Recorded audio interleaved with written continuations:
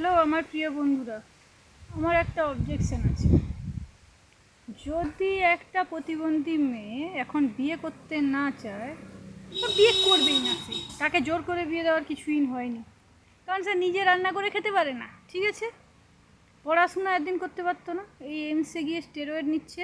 তার প্রিয় দাদা বলল, সব কিছুতে ইনফেকশন থাকে, চুটকি তোকে এমন কানের গোড়ায় দুটো থাপ্পড় দেবো না। সেইখান থেকে আমি স্টেরয়েড নিচ্ছি, যদিও গাল টাল ফুলে গেছে, আমি কোলা ব্যাংক হয়ে গেছি, একটু ছোটোখাটো হাতি হবো ভাবছি। না, আমি ভাবছি না, স্টেরয়েড ভাবছি। তাও টিউশন যাবো আমি এমসে। ঠিক আছে, আর একটা দাদা প্রতিবন্ধী, সে ডাব এনে দিবে বলে গোপ হয়ে গেছে। ডাব এলে ডাব বিক্রির টাকার প্রফিটে আমি এমস যাব। আর বৃহস্পতিবার দিন আমাদের হাসপাতালে যাব, রেলওয়ে যেটা ছাড় থাকে নেব, দিয়ে আমি এমসে যাবো।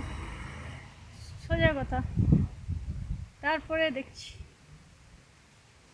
তারপরে স্টেরয়েডটা বন্ধ করি, অল্টারনেটিভ কিছু মেডিসিন দিয়ে দিই, তাহলে আশা করা যায় আমি এতটা অসুস্থ থাকবো না। স্নান করে আজকে খাবো কাউরি মাছ।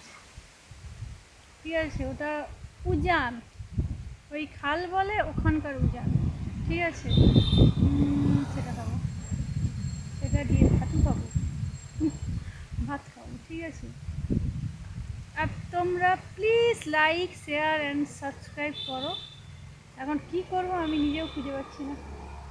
ঠিক আছে, ঠিক আছে, ধন্যবাদ, তোমরা পাশে আছো, কথা শোনো, খুবই ভালো লাগে আমার।